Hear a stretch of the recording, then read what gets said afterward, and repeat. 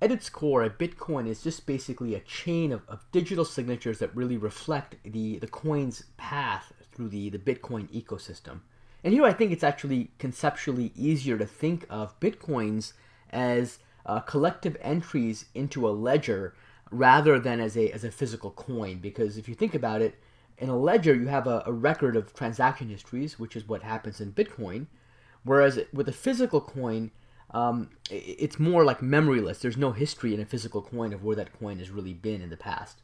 Okay, so in this context, you can think of a transaction as just a digitally signed declaration by one party of its intent to transfer some bitcoins that they possess to another set of parties. And when I say one party possesses a certain number of bitcoins, I really just mean here that there's some previous transaction on record that everybody's agreed to, in which the party now transferring the bitcoins was itself the recipient of a previous transfer of those bitcoins. All right. Now I realize it's a bit convoluted, so maybe to help better understand the mechanics of a transaction, I can do an example of what would happen in the context of an actual Bitcoin transaction. So let's say we have a party, and let's call her Alice, which is the common name we use for parties in cryptographic schemes. And let's say she wants to transfer some bitcoins to Bob. Okay, and let's say she has an intention of wanting to transfer 50 bitcoins to Bob. Okay, now remember that anybody who transacts in the Bitcoin ecosystem is actually not transacting under their real name or their actual name, but rather they are known by a very specific identity, a pseudonym within the Bitcoin ecosystem, and that identity, that pseudonym, actually corresponds to a public verification key for a digital signature scheme. So in this case, let's say Alice's identity in the system is really some public verification key, which we'll call VK of A, so Alice's verification key. And in the context of Bob, let's say his public verification key is some VK sub B. So these are keys that are used within digital signature schemes. And so we can assume that Alice has generated this key at some point and that she made it public, and that Bob did the same thing. And so now they both have identities within the system, and these identities are just sequences of numbers that correspond to public keys for verification in the context of a cryptographic digital signature. All right. Now remember that these values also correspond to private values. So each person who's got a public key will have a corresponding private key associated with that public key, and in this case we'll call the private key or the secret key, which is in fact a signing key in this context, SK of Alice, and we'll say that Bob's signing key is some SK of Bob. Okay. And they're going to basically keep these keys private. Now let's say that Alice herself has received in the past 3 transactions of bitcoins from other parties. Let's say she got 25 bitcoins from Carol, and we'll call Carol VK of C to associate that with her key. Let's say she got 20 public, or 20 bitcoins rather, from David, and let's say she got 20 more bitcoins from Ted. Okay, so these bitcoins correspond to different people that provided Alice with bitcoins in the past. And so as you can see, Alice now has an aggregate of 65, which is 20 plus 20 plus 25 bitcoins. And so as a result, she has a sufficient number to be able to transfer 50 of those bitcoins to Bob. Okay, so to start off with, a transaction from Alice to Bob for 50 bitcoins will contain information about these previous transactions. So each of these previous transactions where Alice received some bitcoins, these will have been recorded in the Bitcoin ecosystem, so they're going to be made public just like every other transaction. And so what Alice can actually do is she can take some representation of these transactions and include them as part of the new transaction with Bob. Basically, is an anchor point to say, hey, I received these previous bitcoins, and now I'm going to transfer some portion of these bitcoins to you, Bob. Okay, so in this context, actually, she does not need to include the full transaction details in the actual transaction record to Bob. What you can instead do is take the transaction details and apply a cryptographic hash function to them to get a series of digests for each transaction. So in this case, let's say she has a digest that corresponds to the transaction from Carol. She'll have a digest that corresponds to the transaction from David, and she'll have a digest that corresponds to the transaction from Ted. Okay, and she'll basically include each of these digests into the transaction record. And what these digests allow you to do, or really allow anyone to do for that matter, is they can verify the chain of ownership of these Bitcoins, because they can simply take all the previous transaction records, which again are made public.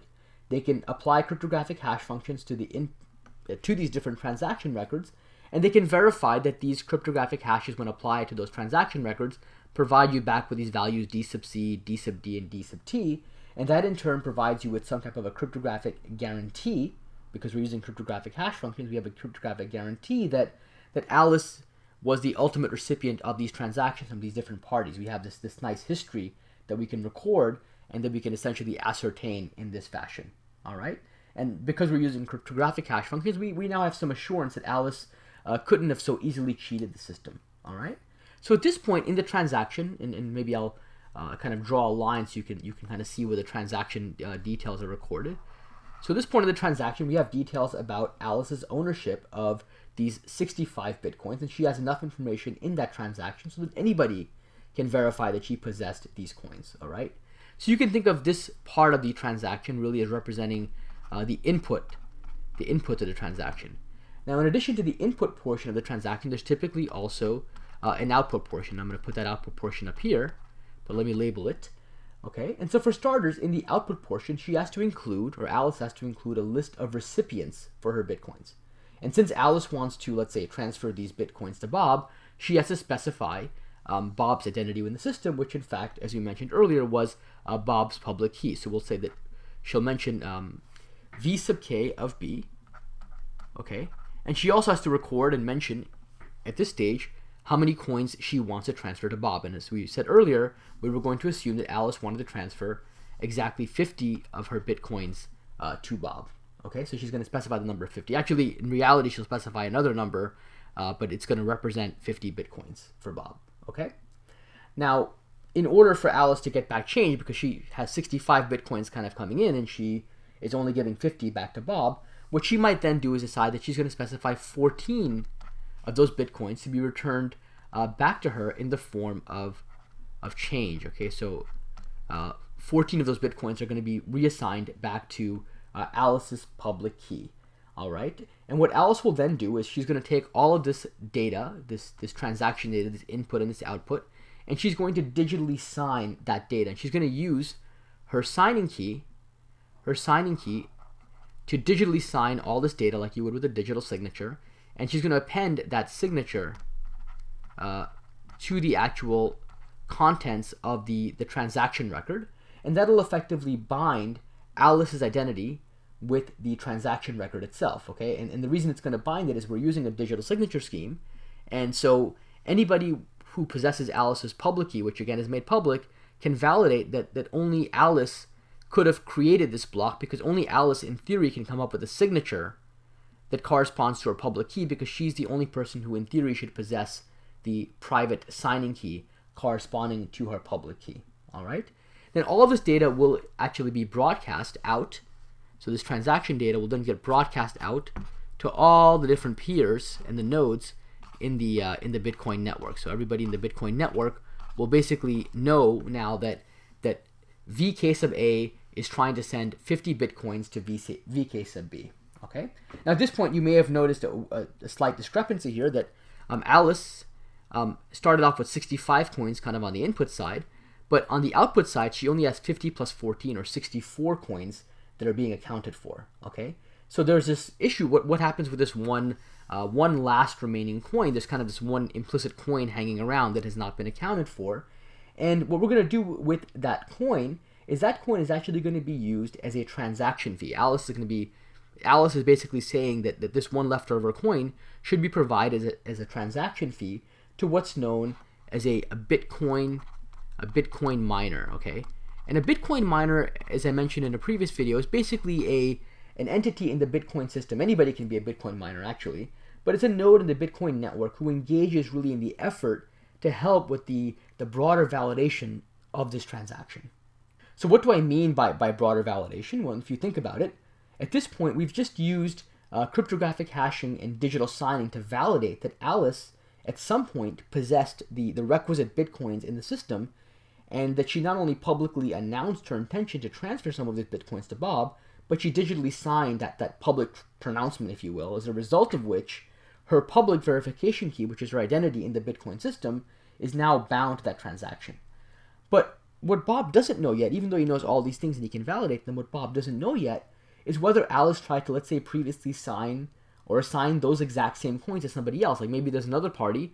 Let's say, Alice has a friend named Eve. Okay, maybe Alice decided she's going to send these bitcoins not only to Bob, but also is going to try to send these same bitcoins to Eve.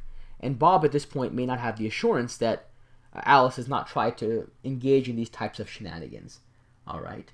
And so the tricky part here is that even though all the transactions we've talked about have been made public, because Bitcoin requires all transactions to be made public, we still need a mechanism, and this has to be a decentralized mechanism that does not require a trusted third party per se. We need a decentralized mechanism for agreeing really on the order in which transactions actually took place so that we can resolve any disputes about someone trying to double spend their coins. Okay?